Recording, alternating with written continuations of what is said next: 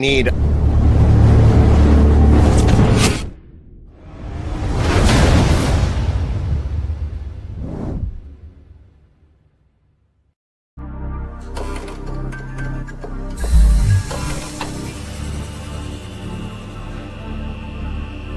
This is Chicago. Doors open on the left at Chicago. Welcome to Chicago. Welcome to Chicago. Welcome to Chicago. This is Chicago. Doors open on the left at Chicago. Welcome to Chicago.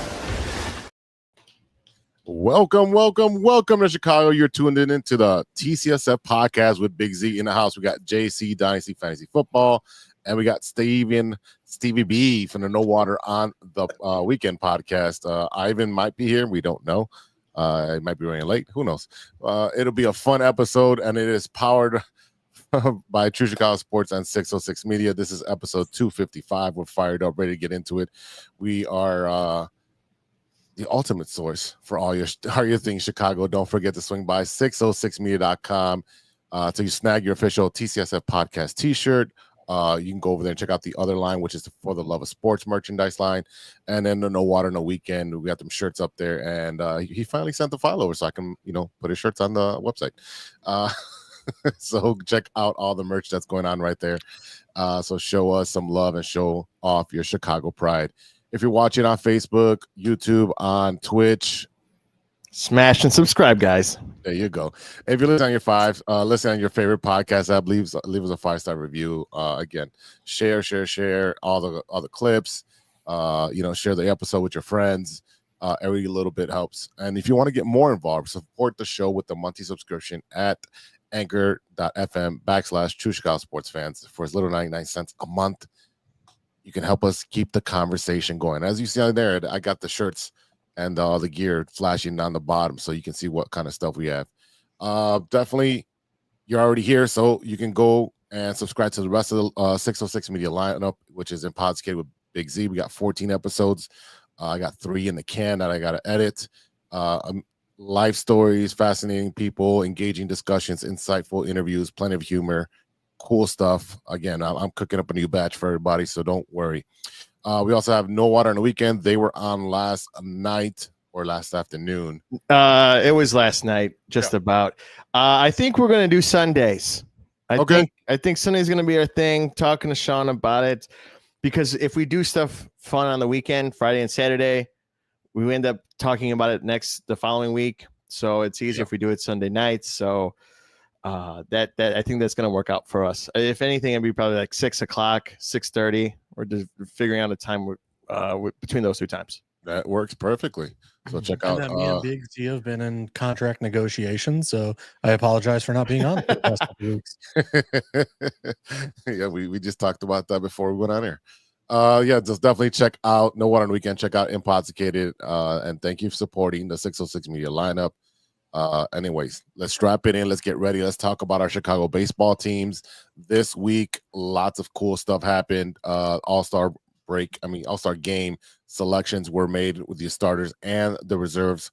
So we've got some players up there. I know you saw it as the part of the intro. We got 3 Cubs and 1 White Sox, just because they have to have at least a representative.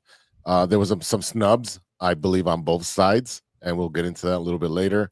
I was at the Cubs game on Friday. Talk about that. I'm a little hurt by that, a little bit. But, Ivan said you went to Detroit, so shut up. Those were his words. You went to Detroit. No. I wasn't even saying that I wanted to get a free ticket. I was saying I wanted to go with you guys. I'd hang out before, and then I'll find a seat somewhere. I just wanted to go with people to the game. That was it. It's not like you can go this weekend, Steven. This weekend, there's 2 games on the south side. You can come. I was going to say there's no Cubs game this weekend.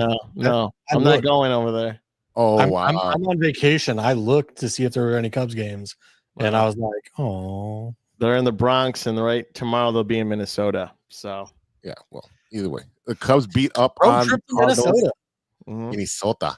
Cubs beat up on the Cardinals this week, so I hate the Cardinals as much as Cub fans. So that was a great week of baseball.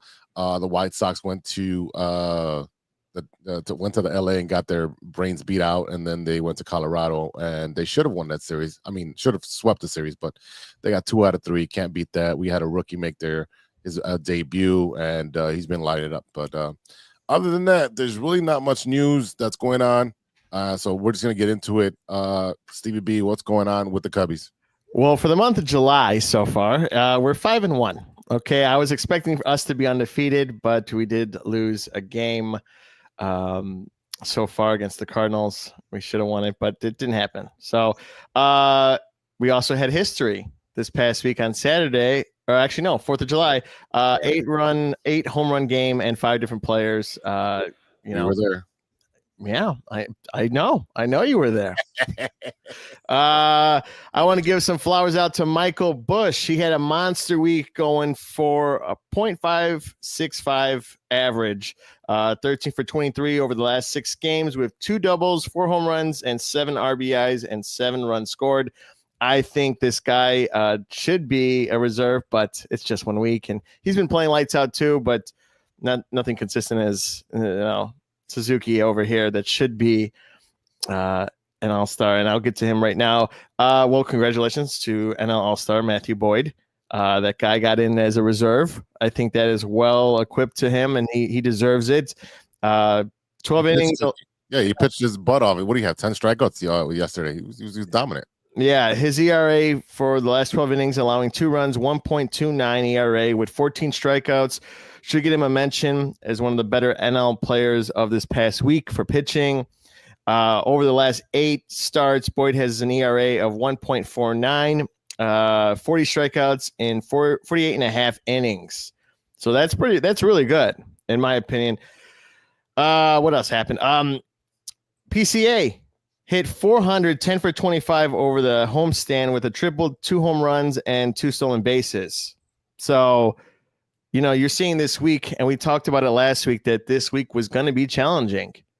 Yeah, I told you guys, they're going to beat up on the Cardinals. I saw that. I got that, but I was saying the Houston series. Yeah. Before that. What happened there?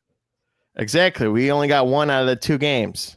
So it could have been worse. It could have been a lot worse, yes. Houston's really hot right now. Yeah. Honorable mention to Seiya, who hit .333, 8 for 24 over the 6 games with 3 doubles, 3 home runs, and 8 RBIs. He leads the MLB with 77 RBIs. That's pace for 139 total. Yeah, he's definitely was one of the players I felt like was snubbed. He's leading the league. And like you said, in ribbies, he was first to 50. Now he's leading the league in ribbies. He was really hot this weekend as well with a couple home runs. He's been killing it. Yeah. And, what does he have? 23 homers, I believe, at this point. Yeah. So, he might end up with 40. Wow. Yeah. I mean, you talk about a dependable player that's been able to stay healthy and be a dependable asset for you as a DH who can play right field. And it's just been great. And it was great when they interviewed him. They're like, oh, do you feel like you got snubbed because you didn't get selected as a starter?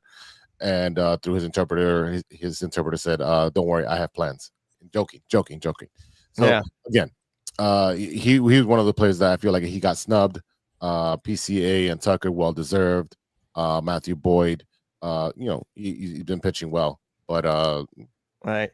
And I said Houston, but prior to that, it was Cleveland, and we swept Cleveland. So that was nice. I had a feeling we'd take 2 out of 3 for that one, but it was good to get a sweep with them, especially on Thursday, being so exciting with a 1-run.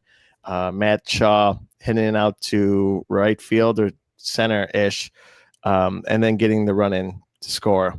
Mm-hmm. And everyone's on the field happy. PCA was already outside of the bench once he kicked it out. So it's called about teamwork because he was the first one out there to go, jump up with Matt Shaw. So which is awesome. Great sportsmanship. So other than that, I mean, this week has been nothing but great. Great to see great baseball. It was really hot this weekend. That's another reason why I was kind of contemplating of not going Friday, but we'll see. It was hot. We were upstairs in the 400 section, all the way in the corner by Waveland. So break it down. So how did this happen?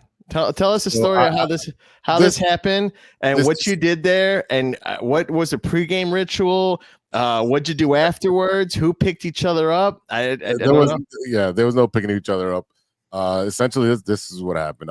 Thursday night, I went to my local establishment and I was having some cold refreshments, and he ended up hitting me up saying, "Hey, Cubs game tomorrow?" Because we were talking about some other thing, because I'm working on another project that I don't want to say on air because it's not finalized yet. But there was another project I was working on, and that's why I was there. And so I hit him up about it. What did you think? Get his feedback on it. And he's like, "You know what? Cubs game tomorrow." I'm like, "Okay, sure. I'm off. I got stuff. I don't got nothing to do. Let's do that." So it was great. It was just that. So he texted me. He was ready. When he was ready, he was leaving to get there. I literally got my same parking spot that I usually get on Ashland. I'm not telling you where, because it's free parking, and I don't want the city taking that away from us. And then I walked all the way to where our meeting spot, and I got there way before him. And then he ended up telling me the story that he had someone trying to brake check him like for a good couple blocks, and the dude tried to get out of the car, and then he got out of the car and his car auto locks. So he was locked out of his car with the car in the middle of the street. So you have to wait for his wife to unlock the car for him, and then he made it back to our meeting spot. So it was interesting to get there. We were able to get there by bottom of the first after some cold refreshments, and we got some food, we got some more cold refreshments, and then sat all the way in 400, all the way by Waveland on that left field corner. Gotcha. Okay. Literally, I think we were like the fifth row from the top. Yeah. It was a decent view. There's not a bad view unless you're in front of those poles, right, at Wrigley. So, and again, it was a slugfest, and I feel like MLB juiced the baseballs this weekend because there was a lot of high scoring games over the weekend. The Subway Series was high scoring. This series was high scoring. So there was a lot of bombs going off in baseball. So, but bombs bursting in the air came true to the night. Exactly.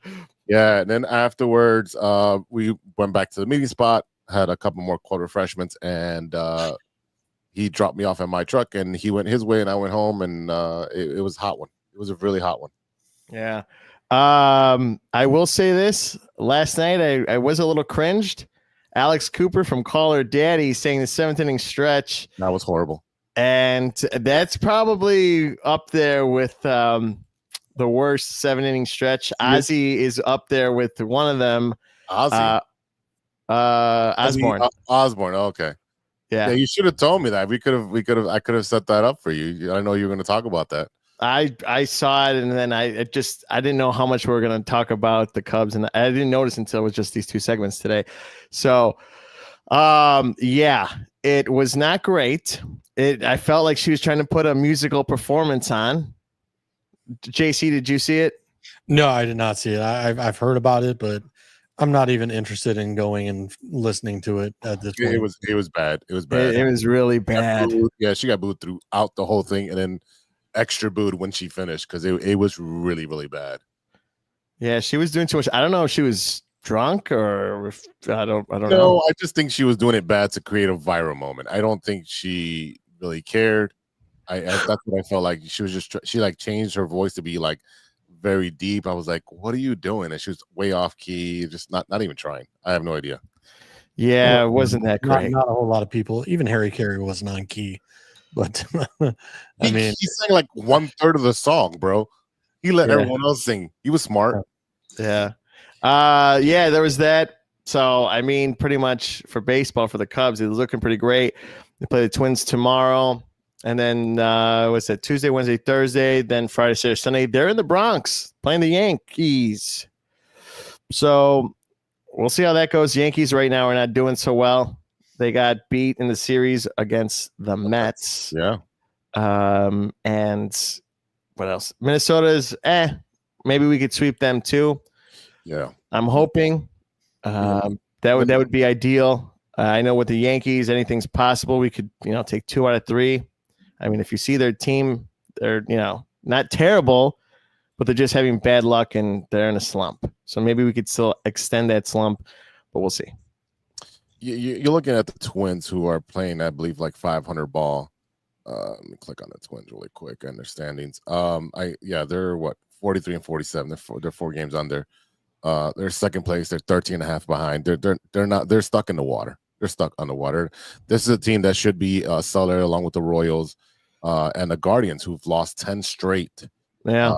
As of right now, they've lost 10 straight, so they've dropped significantly in the standings. So we'll see what's going to happen, especially because the Cubs will be looking to add additions to third base, a starting pitcher, and a relief pitcher.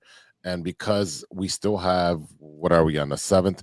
We still have about 22, 23 days left of baseball that is going to allow the standings to move up and down. The Yankees have dropped out of first place. But Toronto played really well against them. Yeah, I think they swept them too. I think all 4 games. Yep. Yeah. Then you have the Rays, who are always, a really good team. I think they're winning at the moment. The Red Sox are playing above 500, so they don't know what's going to happen. We were talking about getting Chapman, but don't expect the Red Sox to make any moves until the final day of the trade deadline. The Rays will be players. Yankees will be players.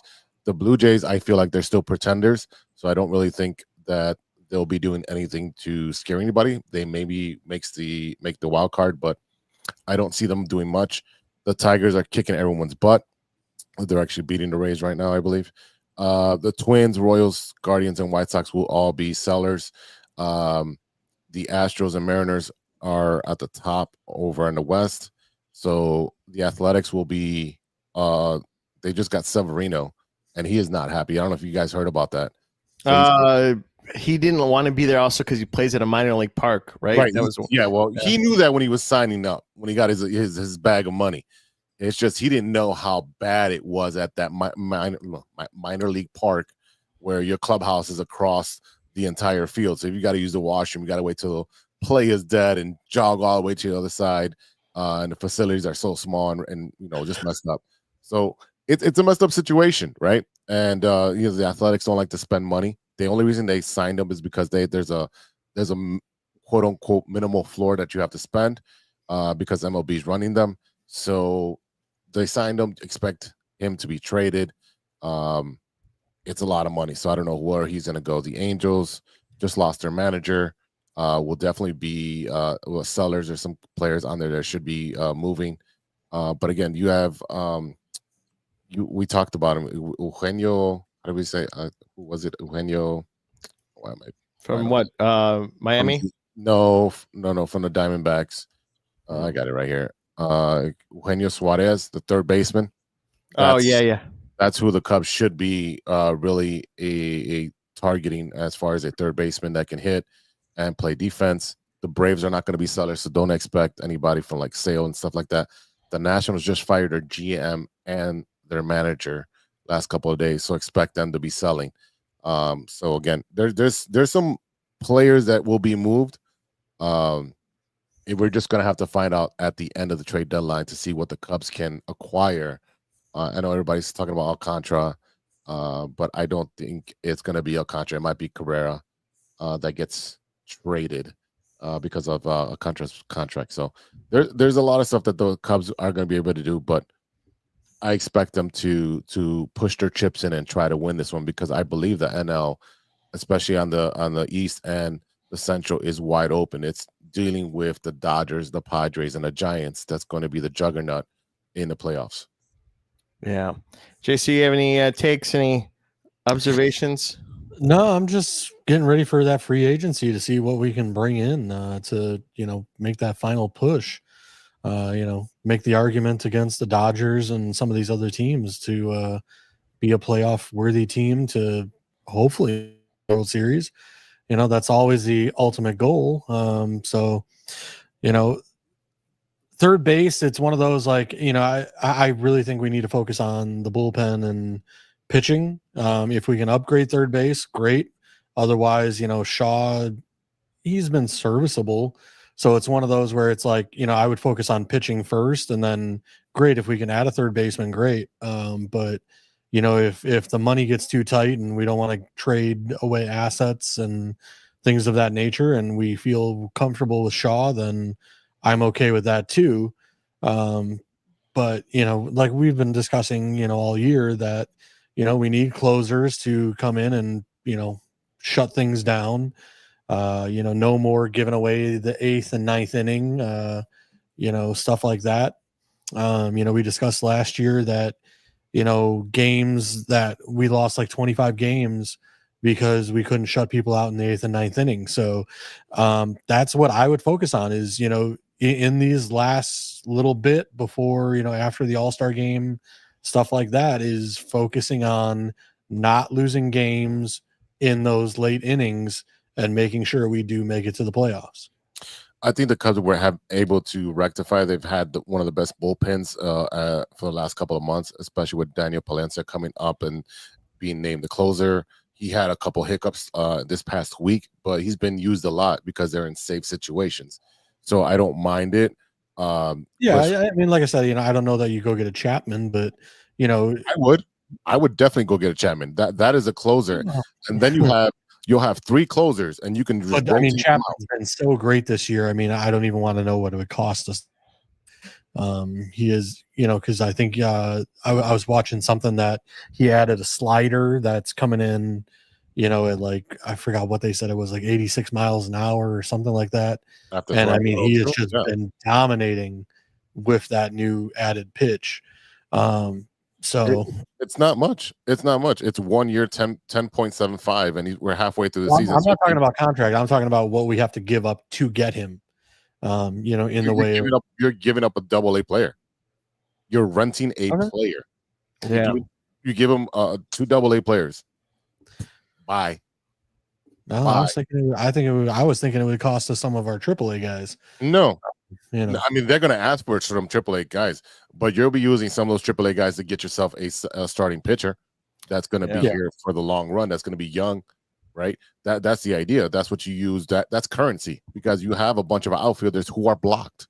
There's nowhere to put those guys. So now you have to use those as currency to get what you don't have to address what you need, which is a closer, another pitcher. Because who just went down? Your pitcher just went down with was ankle calf injury. I can't think of it at the moment, but I will look it up real quick. Yeah, so you're looking at addressing those needs. You need a power third baseman that can play defense, because Matt Shaw's not ready yet to be the guy that's dependable on both sides of the ball. First base is doing great. Yeah, I think his defense has been better than his offense for sure. Yeah. But which is something that's normal. That's normal. He's a young boy. That's what I'm saying. You can still send him down and get more at bats for having to work on that, while you have someone who's a proven hitter and a proven great fielder. If those things will put you over the edge. You already have a great run differential, one of the top 5 run differentials.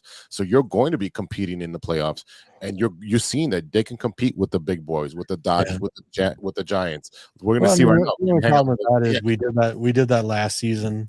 We traded for a third baseman. Didn't quite work out. We ended up trading him in the offseason before, training camp and all that stuff. So you had a third baseman that was serviceable and that could hit, and you traded him to Tampa. Yep. And I get it. I haven't heard anything from him. I don't even know if he's playing. But he still is, I think. When he came to us last year, everyone loved him. Mm-hmm. He came to us last year when we traded for him before the trade deadline. Everybody was excited, and then his play. That was a bad trade. That was a horrible trade. Like I said, his play never really equaled out to the hype that everyone was excited to get him. And again, we traded him this offseason, and went and got Tucker and did a few other things instead. Like I said, I'm not against it, but it's one of those, like, if we're going to trade for people, they need to help rather than hinder.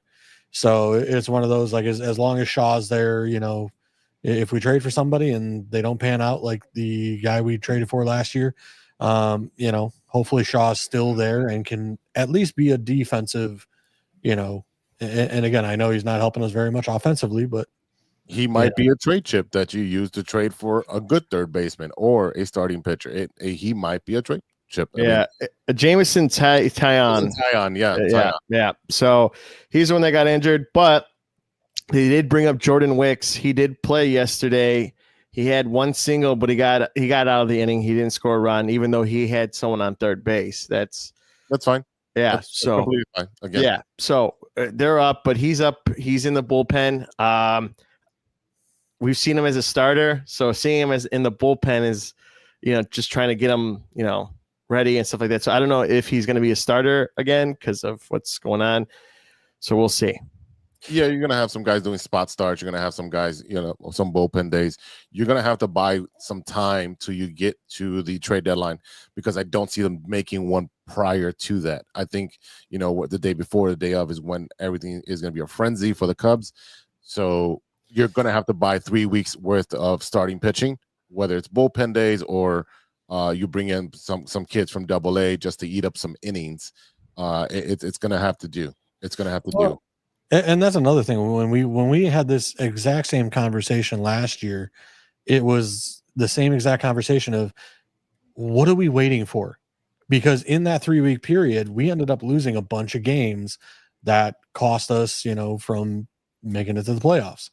So it's one of those where, and I know we're in a good situation this year, but it's one of those, like, I hope the Cubs don't wait too long to make a move.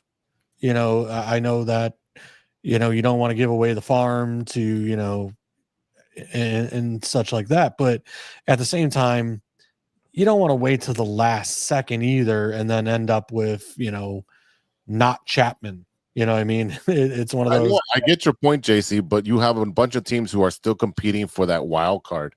So they don't know if they're going to be buyers or sellers until that last week. So the people that, you're trying to get a Chapman. Okay, well, Boston's competing. But we also know there's teams that we already know they're eliminated. Yeah, well, anybody in the AL Central, everybody, exactly. You should talk to the White Sox and get Hauser. He's been pitching lights out for us, and put him on a good team. Forget about it. And you know what we could trade you that you guys need? Attendance. So we'll just buy tickets so you guys could have attendance there. No, that only helps Jerry. That doesn't help me. I was going to say we'll give Jerry some cash incentives. No, you don't need any wins. Sir. No, you don't. I need wins. I need 30 more wins, sir. I got their 70-something games left. So we got to play 500 ball. So fingers crossed. Ladies and gentlemen, don't root for that. Please don't. Yes. And I said the Cubs are going to get 90 wins. So no, it was more than 90. No, I said 90. No. Okay, so 93. Yeah.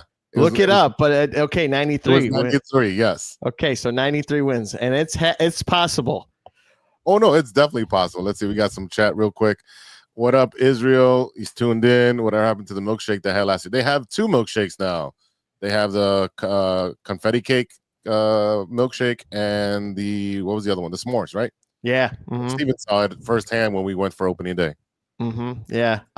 You guys didn't get to eat it, but I even smashed that sandwich. You had like a quarter of it. I was like, give me a little bit, dude. Like he just did not share. I'm like, he was hungry. Oh, he was hungry. We know why he was hungry. Yeah, we know why he was hungry. Yeah, he was very hungry.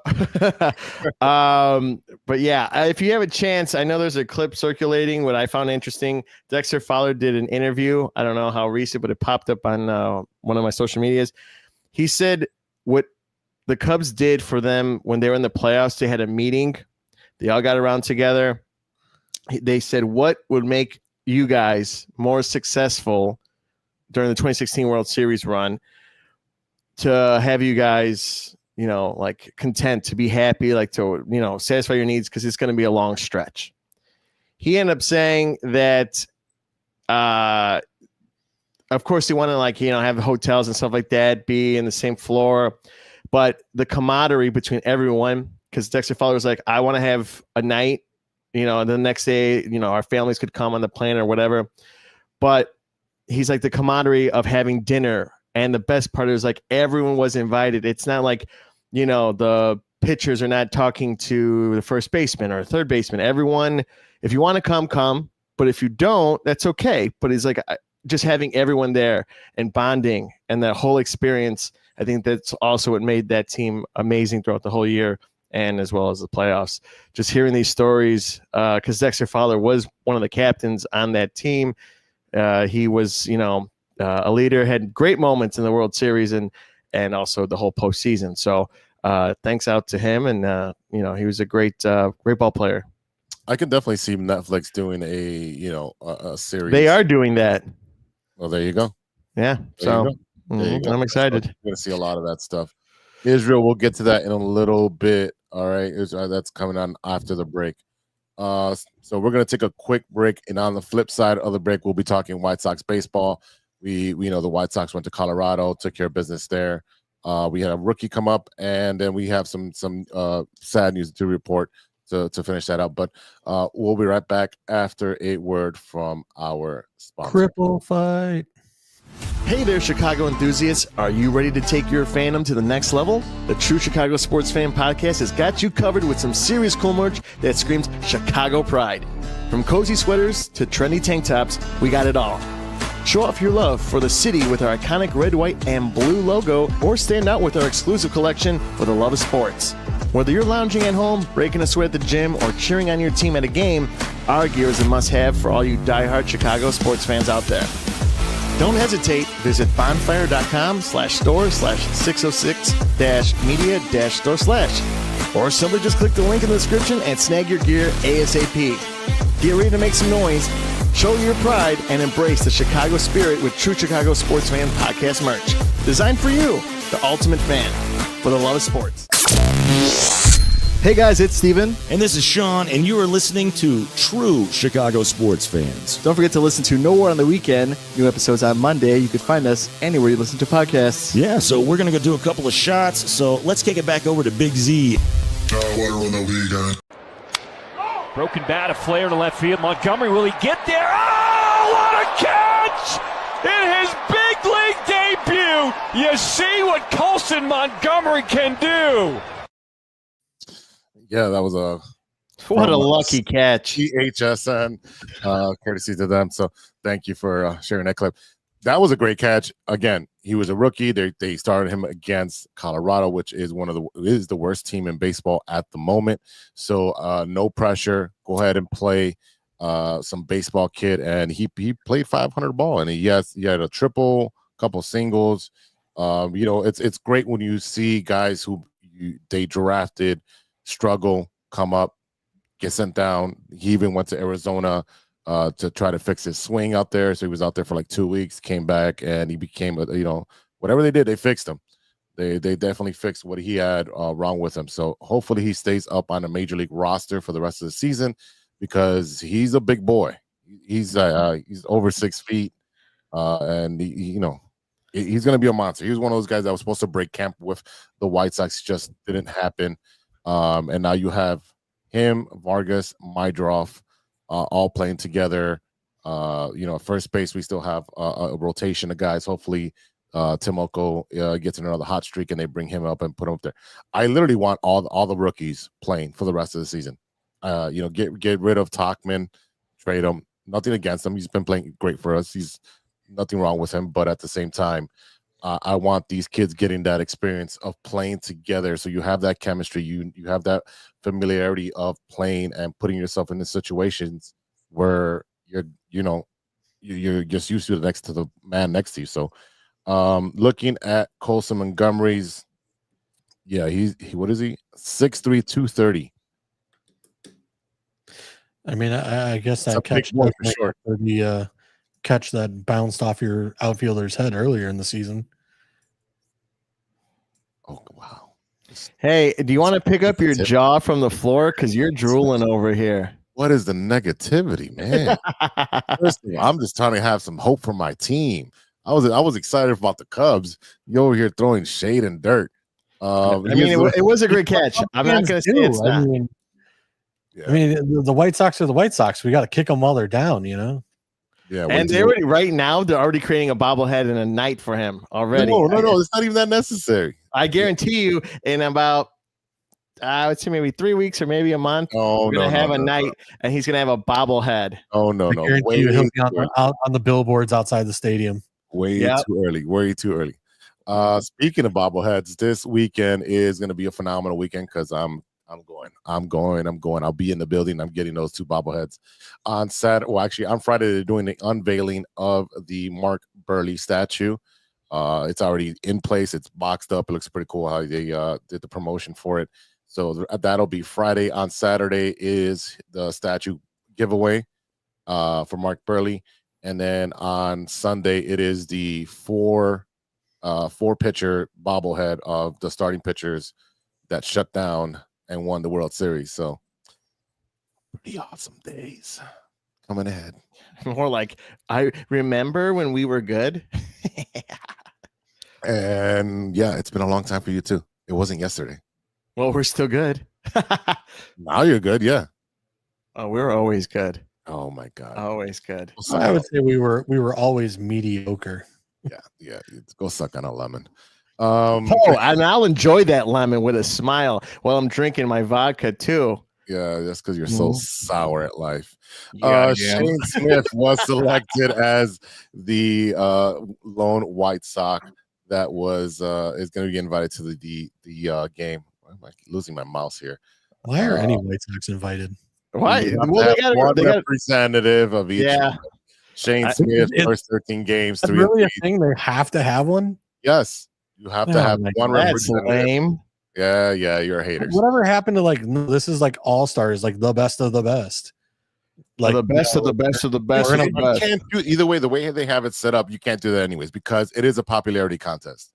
All right, there's guys in there that will get votes that are not good.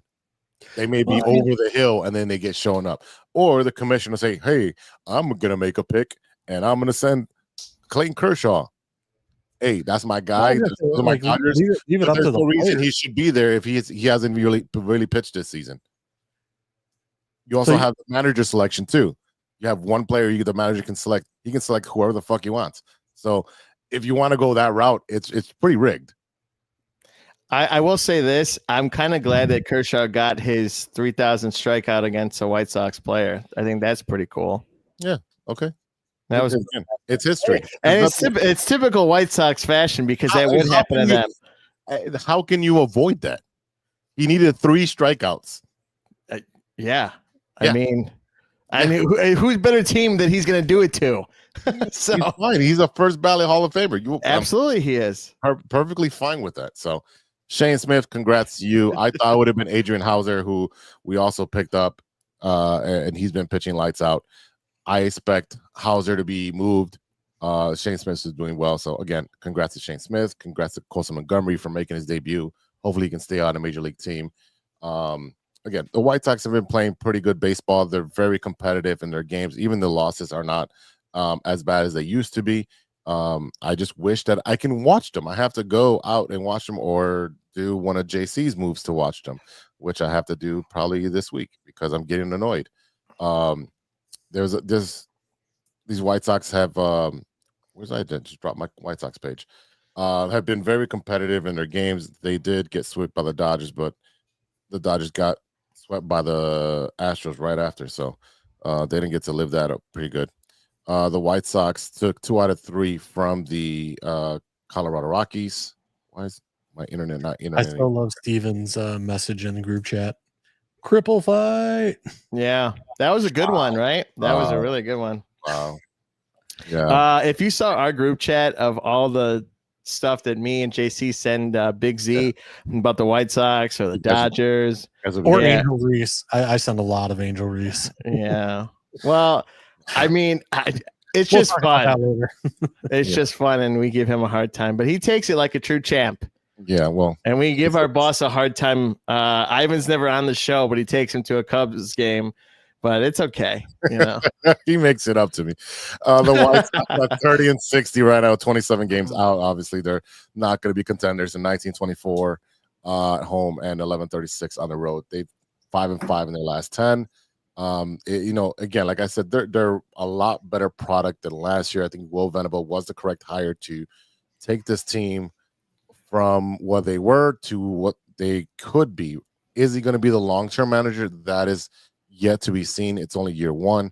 But definitely, if you go to Colorado and you win 3-2, 10-3, 10-3, and then lose the final, which should have been a win. It should have been swept. They lost 4-6.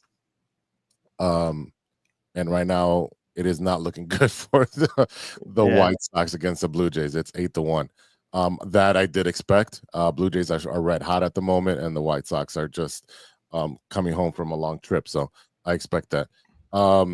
Again, would you say the coach that you have now is like a Rick Renteria, like how he was for the Cubs before? You know what? He is a teaching manager, and I think that's going to be really good.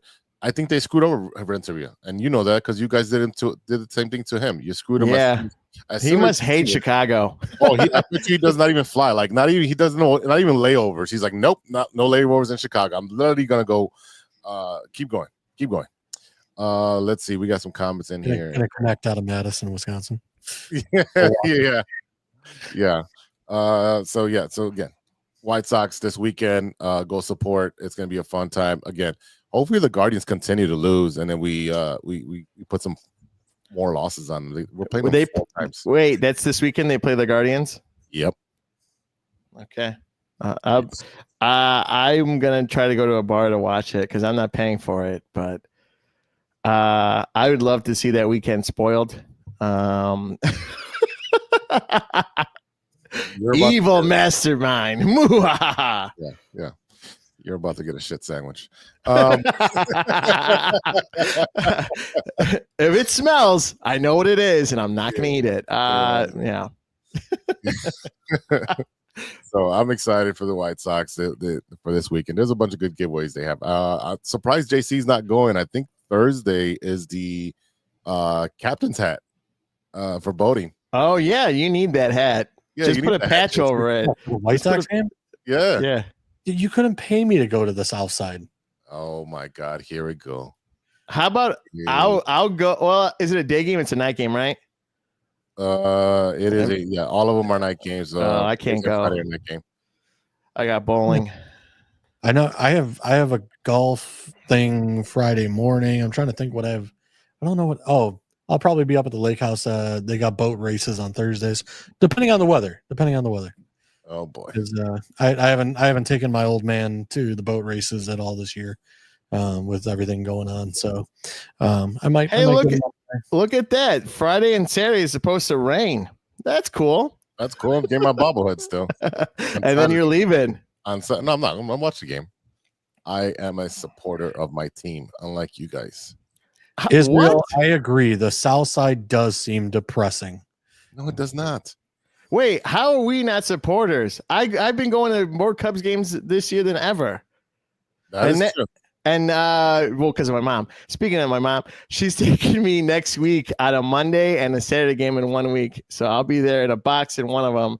Another one, I think, in just regular seats. But I hope she takes extra Pampers.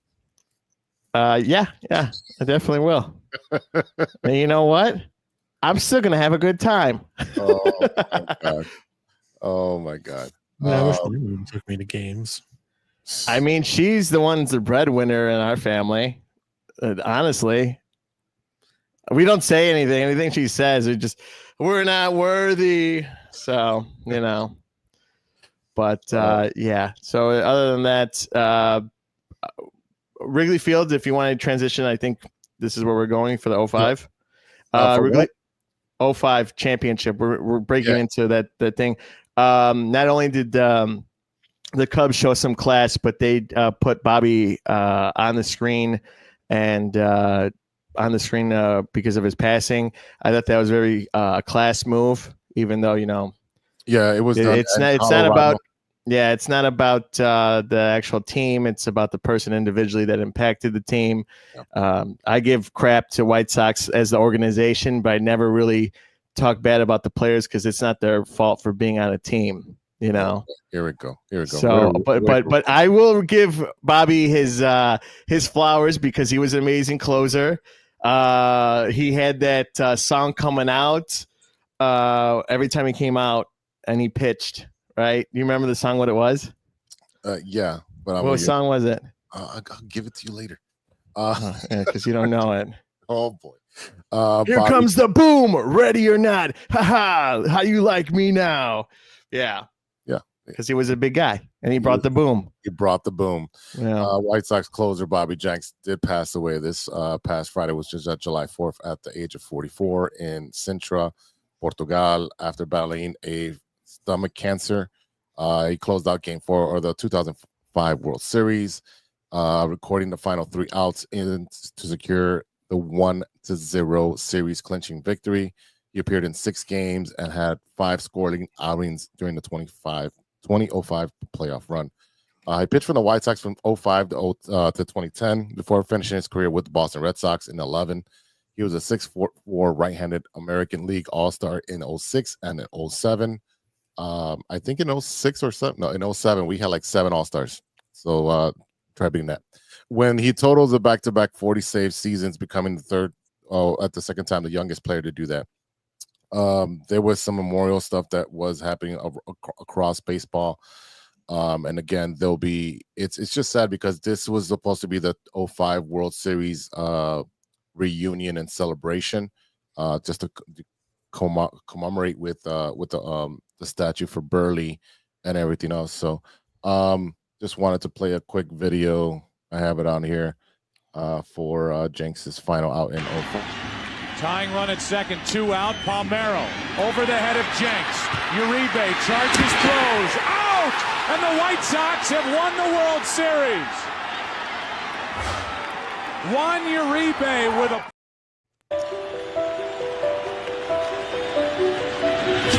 Game 1 to the White Sox. One thing about Bobby, I saw him throw first in spring training. I said, this big man over there, like, who the hell is that? Yeah, let me take the screen down. Sorry. There's a bunch of clips that are out there. So go ahead and search. But the story was, this was our 3rd closer. Dunston Hermanson had some issues with his back, and then we had another closer go down. And Bobby Jenks, I think he only got like 6 saves in the regular season for the White Sox, but he was throwing 102 and he had a crazy curveball. He was really, really nice. I met him a couple times at Sox Fest. I do have his bobblehead behind me in the statue area right there. Definitely will be missed. I think the timing of it's really going to hurt a lot of the players from the 2005 team because it was a very well knit group of guys. And then it's just sad when you lose one of those players that are special to you in your fandom. So on that note, we're going to take a small little break, and on the flip side, we're going to talk a little bit of some sports notes and then finish with what you're watching. So we'll be right back after a word from my sponsor. Hey there, Chicago enthusiasts. Are you ready to take your fandom to the next level? The True Chicago Sports Fan Podcast has got you covered with some serious cool merch that screams Chicago pride. From cozy sweaters to trendy tank tops, we got it all. Show off your love for the city with our iconic red, white, and blue logo, or stand out with our exclusive collection for the love of sports. Whether you're lounging at home, breaking a sweat at the gym, or cheering on your team at a game, our gear is a must-have for all you diehard Chicago sports fans out there. Don't hesitate. Visit bonfire.com/store/606-media-store/ or simply just click the link in the description and snag your gear ASAP. Get ready to make some noise, show your pride, and embrace the Chicago spirit with True Chicago Sports Fan Podcast merch. Designed for you, the ultimate fan, for the love of sports. What up? It's Martin Moreno, and you are listening to True Chicago Sports Fans Podcast.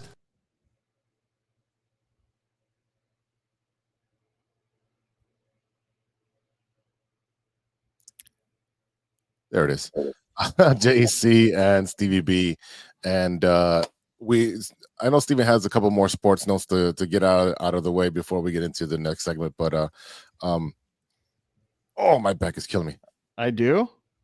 You guys talked about it off air. Now you don't want to talk about it on air? I'll start if you don't want to talk about something. Go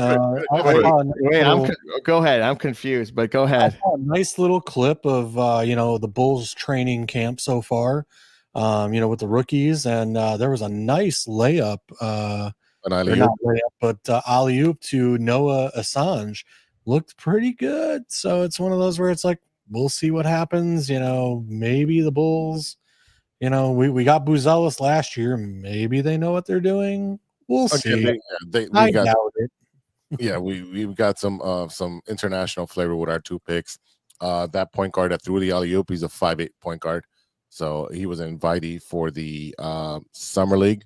So we'll see if he pans out. We are already guard heavy.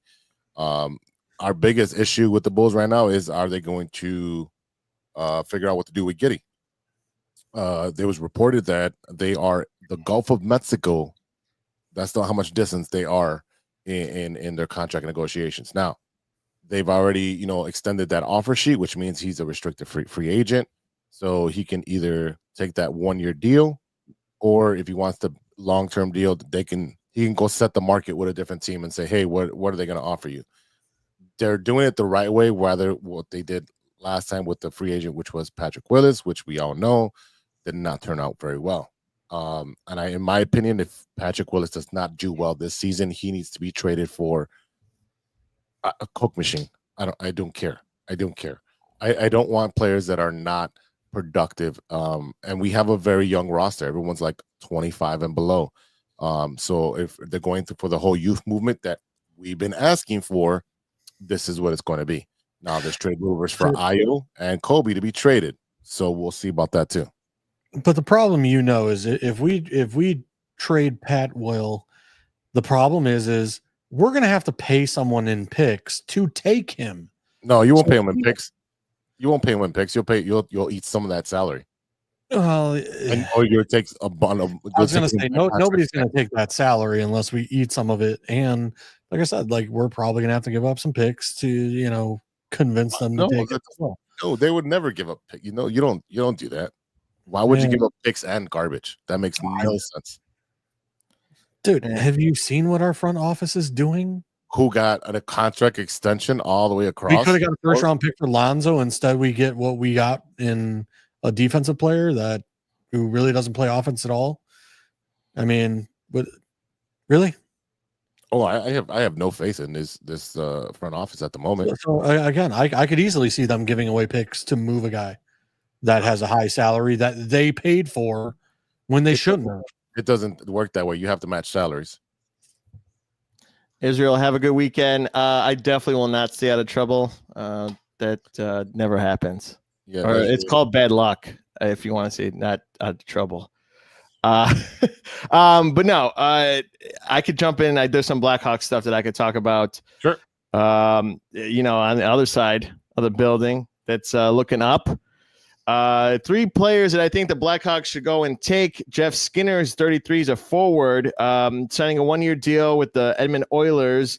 And then he's trying to bounce back after the Buffalo Sabres brought out the final 3 years of his 8-year contract in 2019. So he's on his last year. I think that'd be great for the team. Who else we got? Victor Ozufson. He's 29. He's a left wing. He's in Las Vegas right now. He scored 15 goals and 29 points in 56 regular season games.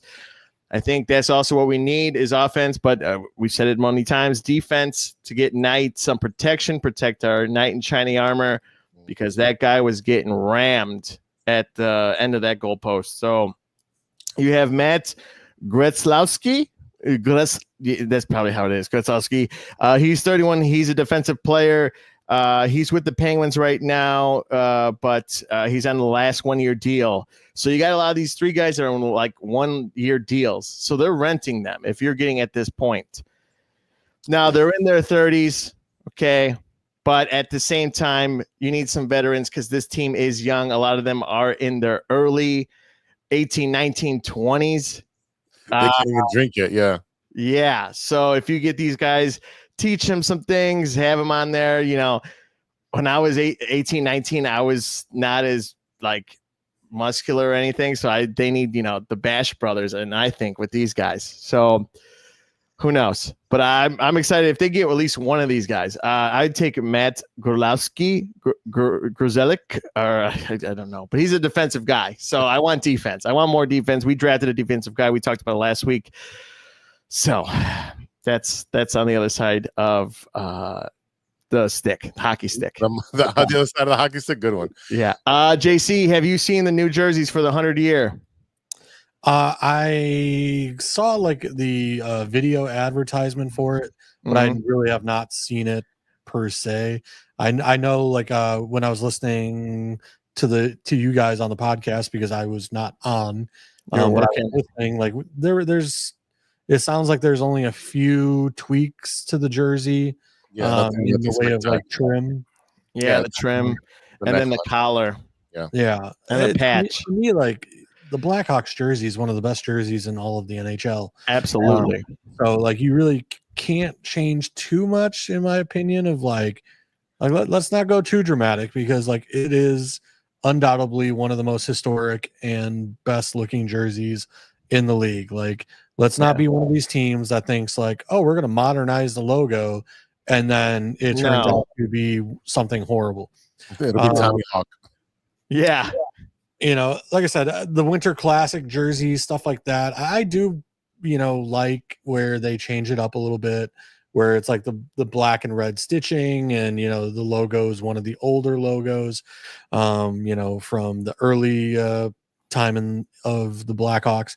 So every now and again, I do like those throwbacks to an earlier jersey. But I mean, like I said, if all you're doing is changing the pinstripe and the neckline, to me, like that's not a big deal. I'm not gonna go crazy over it. Like the Cubs, baby blue jerseys, like that's completely something like we have never done before. So like that's something more dramatic, where it's like, okay, what's my opinion on this jersey versus like, well, it's just pinstriping, or like they changed, instead of like a black outline around the head, it's a gold outline, or something to that effect, where that to me, like you really didn't change much. So yeah, if anything, I'll buy the patch and put it on one of my jerseys. I think that'd be probably what I'll do, because it's 100 year, that's iconic, and it's one of the original 6, so I'm also thinking about going to a couple games out of pocket, not to my mom, if I get roasted for that one. We did that last season. It was great. So I like to go check it out. And then it goes back to the whole watching them thing. It's going to be hard to watch each one of them. And I didn't think I was going to fall into play with the whole, CSN, whatever. But if I want to watch the Blackhawks, like, because baseball's over with, and of course football is only one day. You got hockey games for the Blackhawks at least 3 times out of the whole week. So it's like, man. And then if Big Z and I lived really close, we could probably share it and not have to lose signal because of whatever, how it works. But yeah, well, I'm going to cancel Marquee after the season's over with. Listen, fans, do me a favor. Do not fall to this trap of paying for sports. Okay. Let's not do this. Let's make the teams be aware that we are not going to pay for Peacock and Amazon and Paramount and ESPN and Marquee, and like, I'm sorry, I don't need 9 freaking TV services to watch different stuff. I'm sorry. If there's an NFL package, if there's an MLB package, great. But I am not paying for individual team packages. I am not paying for any of that. I will find another way to enjoy this without making these billionaires even richer. I'm sorry. I'm not doing it. If you had any semblance of care for your fans, you would not do this to your fans and make them pay for 9 different subscriptions. Yeah. Viva la resistance. That's right. There's a lot of things wrong in this world, but this one takes the ticket for me. And that's my hard stance and my rant for the night. Yeah. All right, boys, before we get out of here, I want to know, what are you guys watching that isn't sports? JC, have you watched anything that isn't sports? Yeah, I'm watching Rick and Morty, obviously. Nice. Did you like the last episode? I kind of was on my cell phone, so I need to go back and actually pay attention to the last episode. Okay. I think it was like where the daughter, like, unages herself and Oh, you missed. Okay, so the new episode is out already, so you're behind one. So yeah, I might be behind one then. Yeah.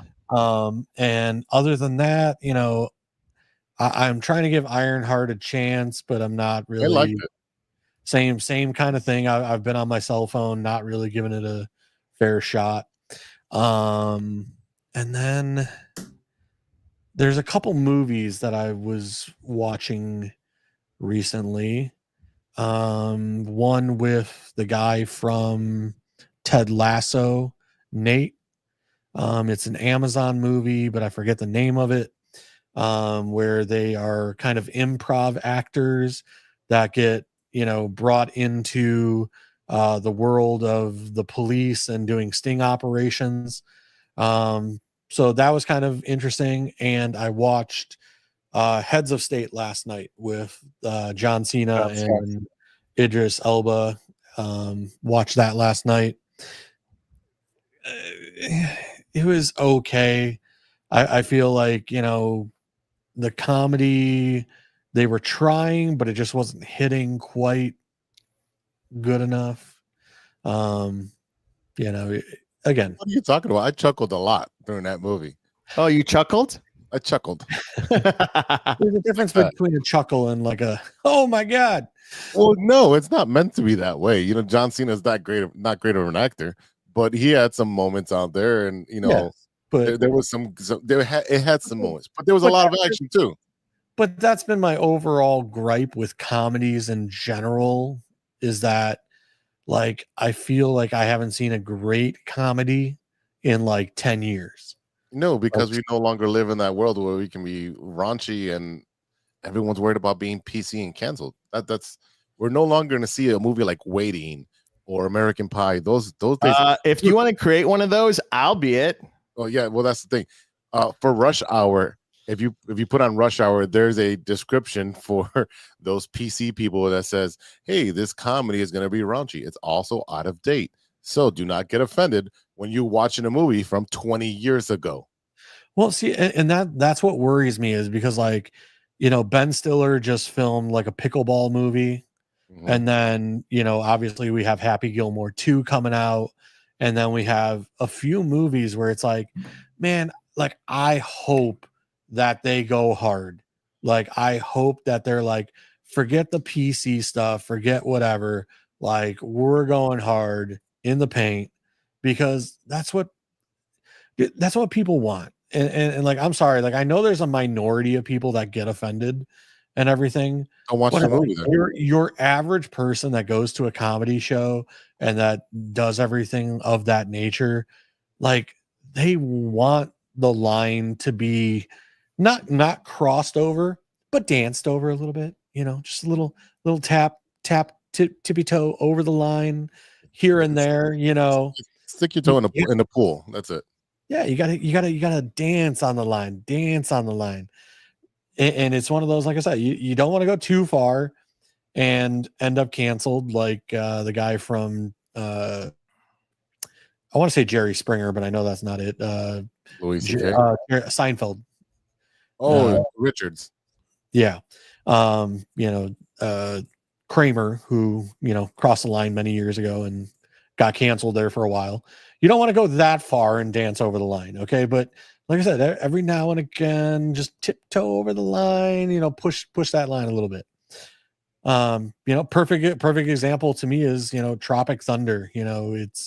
It's one of those, like, I don't know that you could do that movie now, but you can't do that movie now, man. You can't do that one. But it's one of those where it's like they were tiptoeing over that line. I think JC, for you, I think the comedies that you would like, and everyone does like, it is like Vice Principals and The Righteous Gemstones, where it's just we're just gonna do comedy and it's gonna be funny. Do not get offended. It's just a joke. Yeah. You're gonna cross the line, because everyone's line is a different location. So again, if you don't like that kind of comedy, don't watch that. Go watch. I don't know who does safe comedy, but go watch some of that. Go watch SNL. I don't know.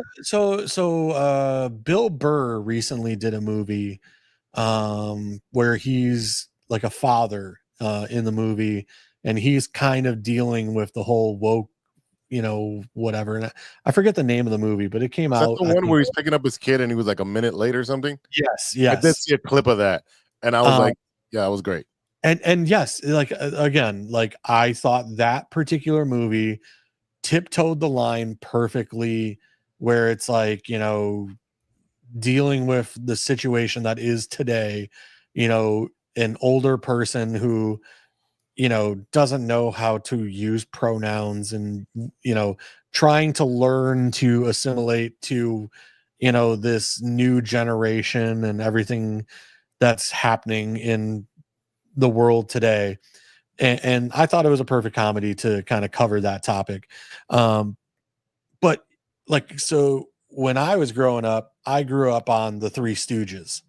I grew up on slapstick comedies. I grew up on,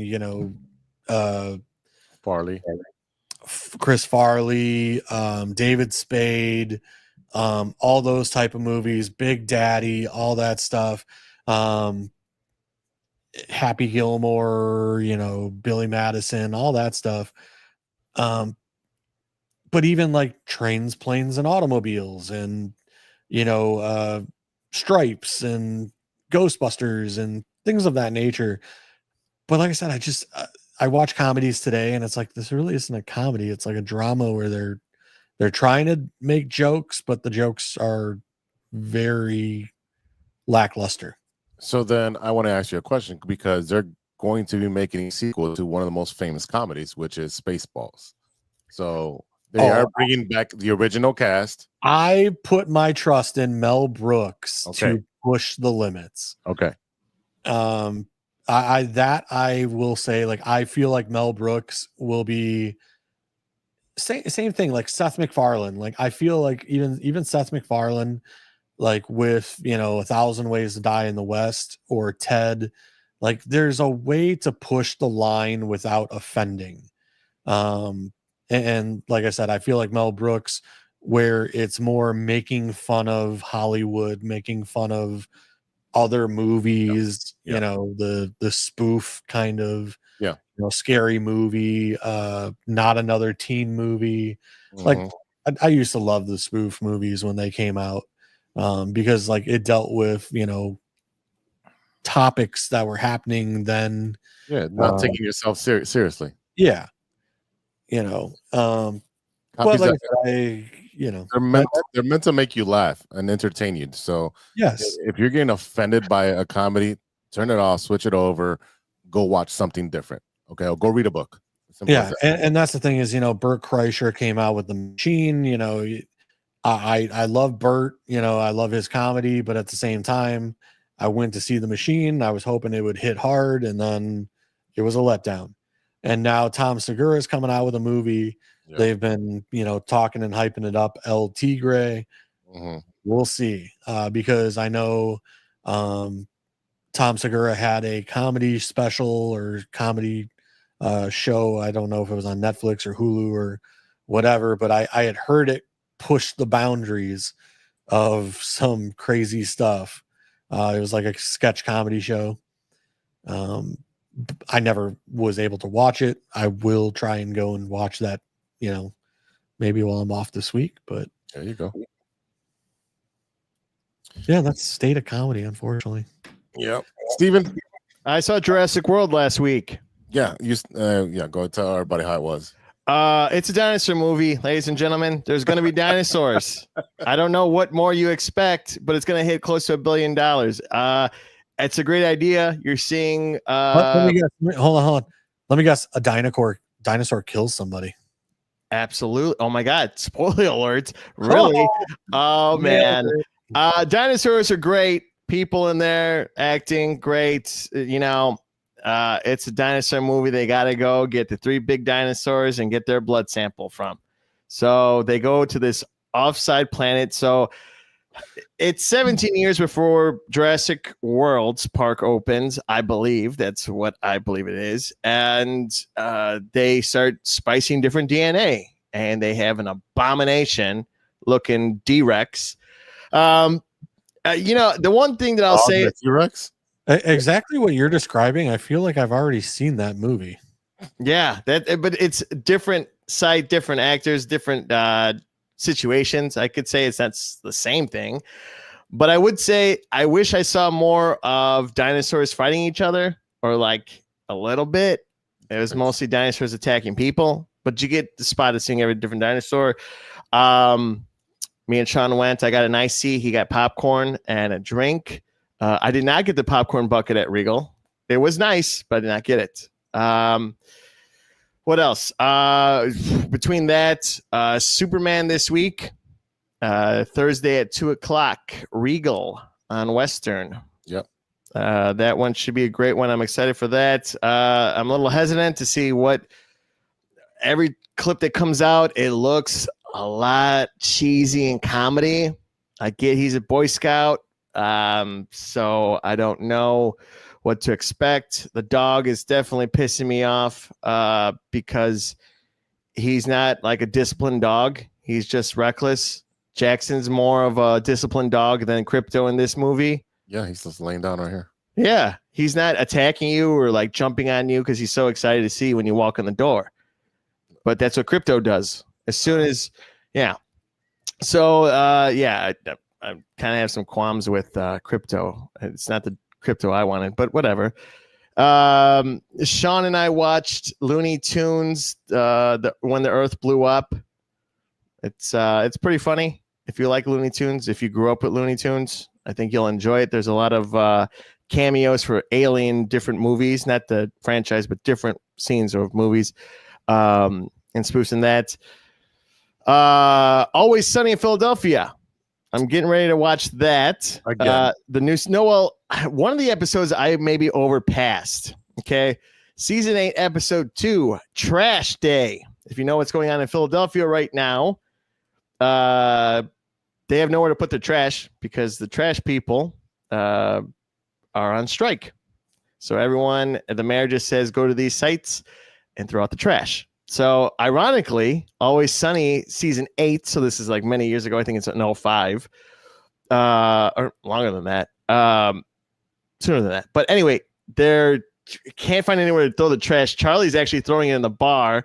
And it's this whole funny thing, this scene about getting blasted from behind and from the Republicans and Democrats, and then talking about the trash people want $20 an hour. It's like we pay their salaries and the taxpayers. And then D's like, well, you don't even pay taxes. You don't even vote. He goes, no, because I'm getting blasted from behind from both Democrats and Republicans. It's a funny scene, but overall, it's foreshadowing what's going on in the world in Philadelphia. Even though I thought that town was already trash because of the teams, but yeah, that's pretty much it. Big Z, what are you watching? Obviously, I did watch Ironheart. I thought the first 3 episodes were kind of very slow, but the back end of the series I thought was great. I would say it's a 7.5, 7.6. So give that one a watch. I thought it was pretty cool. They brought out why am I studying? Mephisto, yeah, which is pretty cool, which is Sacha Baron Cohen. How are you? I'm Mephisto. Yeah, no, he did a great job as a yeah, villain, he did. So, definitely go ahead and watch that. I did watch Head of State. I actually enjoyed it. I thought it was pretty good.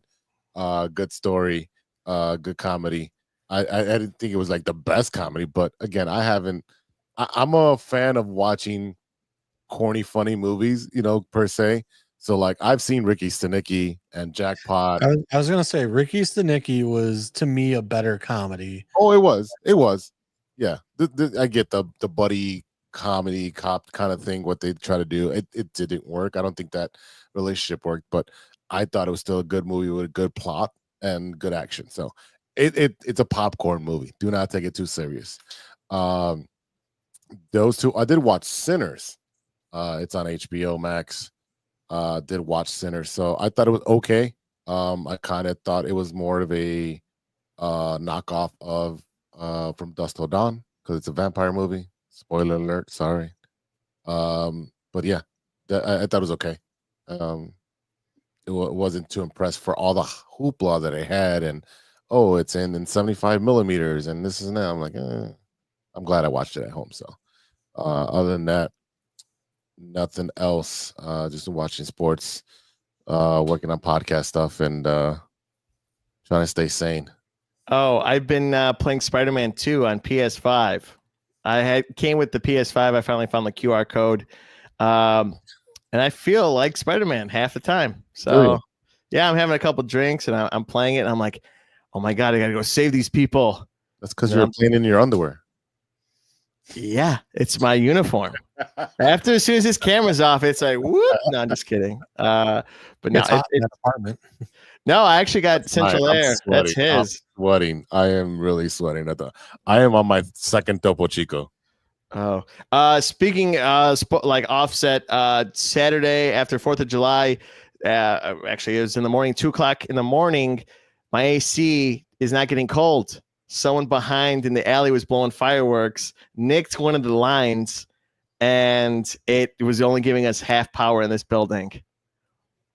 And I was gonna run outside if it happened the next day, because luckily in the morning the Comcast guy came in at 8:00 before it got really hot. There was ComEd or Comcast something. Anyway, he fixed it, and thank God, because it was like 80 degrees in here, and I noticed it because it was at I was up. It was 2-3 o'clock in the morning. I'm playing Spider-Man. And yeah, I'm like, why is it hot in here? I'm like, did I blow this new AC unit in 1 year? And yeah, no, it was fine. So that's it. All right, boys, let's get out of here. I need to get out of this room. It's just exhaustingly hot, especially with these lights. Don't pass out. I'm not going. I'm almost done with myself. So I do have one question before we leave. Go ahead. Do you think John Cena is going to drop the belt, or do you think he's really going to take it wrestling question? Yes. JC. I know you've been missing it I haven't been here in 3 weeks. Come on. Yes. And I'm not going to talk about it. Yeah, at the beginning I thought it was going to be Randy Orton because he's going to, eventually surpass him. But I think it's going to be like a double turn in December. I don't think nothing's going to happen in the next pay-per-view. I think he holds it all the way through December, and then there's going to be a double turn with him and Cody.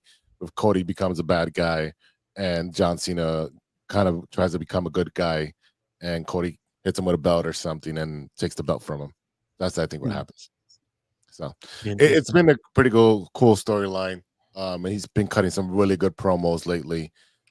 So go ahead and check those out. I know Raw's on right now, so I'm definitely going to go watch that. I guess my problem is that, like, I know Cody's like a big draw right now. It's just, I don't see him as the guy. You know what I mean? Where like Seth Rollins kind of has this attitude about him. And then, we all know he looks like corporate cookie cutter. Well, I mean, the one thing I saw Dean Ambrose came back. I don't know if that was, I saw that on Facebook today. I don't know how long ago that was. But I saw he came back and was starting something with Seth. So that's kind of interesting. What are you talking about? Dean Ambrose? Yeah, I saw something on it might be an old clip. Like I said, it just happened to pop up in my feed, and I was like, oh, dude, if he's back, like that would be interesting. It would be interesting if Dean Ambrose like a monkey wrench into the, So again, it might have been an old clip, but I happened to come across it and it was like, oh, well, that would be interesting. But it's one of those where, like, I'm going down the list of like WWE superstars, and it's like, I don't know who I would really take the belt from. Cena. I really don't think that. Yeah, there's really not because he's playing a bad guy and everyone's actually enjoying him playing a bad guy now. There's really not a baby face, a good guy that everyone's trying to push. Everyone loves Cody, but no one is like, yeah, Cody's our guy. I don't even think that they believe CM Punk is their guy anymore. It's like they don't have that guy that can take the mantle. And it's like, I don't want it to be Roman Reigns. Like, I'm sorry. Like, Roman Reigns as a babyface sucks completely. Yeah, he's a heel. It's just one of those, but like, can you have a heel take it from a heel? I don't know. I would. But why not? It's just one of those where it's like, and I think they're setting Seth up to be the heel that takes it from a heel. But again, I don't want to see that because the way Cena's talking is like, oh, he'll never cash in the Money in the Bank on me. He'll never. Yeah, I mean, it's one of those like they're. I feel like they're kind of setting it up for Seth, but it's one of those where it's like I really hope not. But it's like okay, like Brock Lesnar has issues right now. He's not coming back. I don't think. Like again, I don't want to see Roman, and it's like, but I really don't know like talent wise. Yeah, it would have to be Brock. Like I know LA Knight is trying, but it's like I don't know. Every if he time LA Knight gets popular, they push him back down. Like right. It's crazy because it's so organic that the people love him and what he does. He cuts good promos, and he's catchy. Everyone's like, "Give this guy a chance," and then they're like, "No, we're gonna fake an injury. Bye, get you out of the title ring picture because you're getting too popular." And that happens because like his shirts are so popular that everyone's buying them. Like, so he's like, they have to push him. That's what they did with Jey Uso. His shirts and his gimmick got Yeet got so popular that they had to give him the strap. Even though I don't feel like, and that's another thing. Like Jey Uso, like I don't think he's talented enough to be the guy to take it from Cena. oh no, he might be popular enough right now with the Yeet, but again, I don't think he's like you can't convince me he's talented enough to take it from Cena. And that's the way I look at the whole roster right now. Is just like, who's the guy that can? there's a couple of guys. Again, it would have to be a villain antagonist that would take it from, because those are the stronger wrestlers. And you're looking like, all right, are they going to flip Brock Lesnar to be a baby face to take it away from Cena? That's the only way I see it happening, unless what I said is there's a double turn where Cena is kind of like after SummerSlam, kind of like seeing the error in his ways, and he's trying to like not cheat anymore, and he's kind of like regretting doing bad things, and you can see in his face he's got the conscience creeping in. And then you have Cody turn in Boston on John Cena as he's trying to take the title with him. And you have that double turn, and then now you create heat on Cody, and John Cena is back to being a babyface, and he can ride off into the sunset. That, or my other favorite thing would be to see R-Truth take it. Oh, the wrestling John world, Cena was his childhood hero. Yeah, the wrestling world would obliterate their minds if R-Truth were to come out and actually win it. But I don't know what they're doing with R-Truth. He had that match, and then he got beat up, and then he came back and cut off his own hair and tried to beat up on John Cena, but hasn't got a rematch. So Yeah, it's like they were like, it was almost like, okay, we're building a perfect storyline here, but then it's like it kind of fell flat, and now like they gave up on it. Well, it's because they didn't think that was going to get so huge, and he only has like 20 more dates from here on to the rest of the year. So R-Truth or John Cena? Oh, John Cena. Oh, yeah. 20 more dates. So yeah, but I mean, like I said, there's more than enough for R-Truth to do, on a Monday night where, he consistently keeps calling out Cena, and, like I said, the whole, you're my hero, you were my childhood hero, and you let me down, and now that R-Truth seems more like a heel, like he's not quite the baby face, but yes. It's like he's kind of twisted into this darker persona. Yeah, they try to change him to his old wrestling name, which was Ron Killings, and that's why he shaved his head, cut off his hair on there, and then no one believed it, and then they went back the next week calling him back to R-Truth. So I feel like right now they're throwing a lot of shit against the wall to see if it sticks, and I think they're just writing week to week instead of having a long-term storyline and working it and making it juicy. So right now, I just feel like they're squandering for what they want to do with the story. Yeah, I mean, to me, the story was Ron Killings taking the belt off Cena, but that's just my opinion, because like I said, the way the fans reacted when everything went down, like to me, like that was the fans telling you, like, hey, there's more of a story with this guy than just the 24/7 champion and the jokes and everything else. But like I said, Kevin Owens, no. Kevin Owens is not allowed to wrestle. He's scheduled for next surgeries, hopefully soon. But like I said, like you go down the roster and it's like Damian Priest, Possibly. yeah, and like I said, you just go down the roster and it's just kind of like mediocre. Like, who's the guy right now? Who is the talent? Yeah. Well, that's why when John Cena left, he destroyed Roman Reigns when he came back. One of those special occasions, destroyed him. He's like, "Oh, you want to be the guy? You want to be the big dog, but right now you're a little pup who can't complete their promo." And he's like, "Don't give me the time. I can destroy you up here."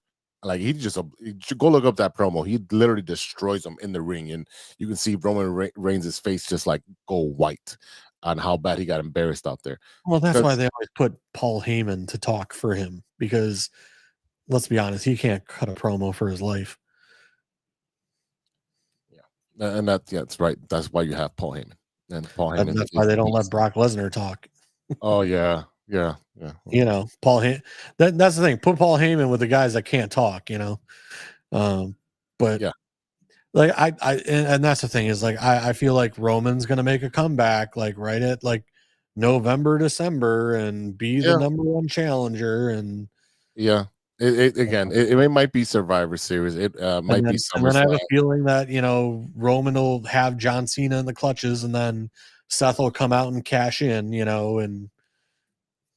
There you go. Yeah, there you go. So we got a lot of. So I'm surprised we got some wrestling talking. This is awesome. I love doing wrestling stuff. I know Steven's like, I don't know what's going on, man. I mean, it is what it is. I mean, I watched the South Park episode for wrestling. The other one you sent me. All right, boys, let's get out of here. I'm gonna go watch wrestling. Because wrestling. Yeah, because I'm in Tennessee. Definitely was a fun one, boys. We'll do this again next week. Everybody, that is it for today. Thank you, all of you, for listening, for watching, for subscribing, for sharing, being a supporter of us. Thank you so much. Sticking with us 255 episodes. Thank you to our sponsor, 606 Media, True Chicago Sports Fans. Go over to 606media.com. You see this merch right there on your screen. Go ahead and buy yourself some merch. Take a picture with it, send it to us, and we'll put you in the next commercial. We're working on getting some more pictures in. As soon as we do, we'll make that new commercial. And then you'll be part of the 606 True Chicago Sports No One on the Weekend Impaticated family. There you go. So go ahead and do that. Check us out on socials, TCSF Pod on Twitter, True Chicago Sports Fans everywhere else. True Chicago Sports Fans at gmail.com. If you've got a topic, a movie, you want to argue wrestling with me and JC, you want to talk about the Cubs, the White Sox, every team up here, you want to argue or find us a new food recommendation, we'll definitely take those.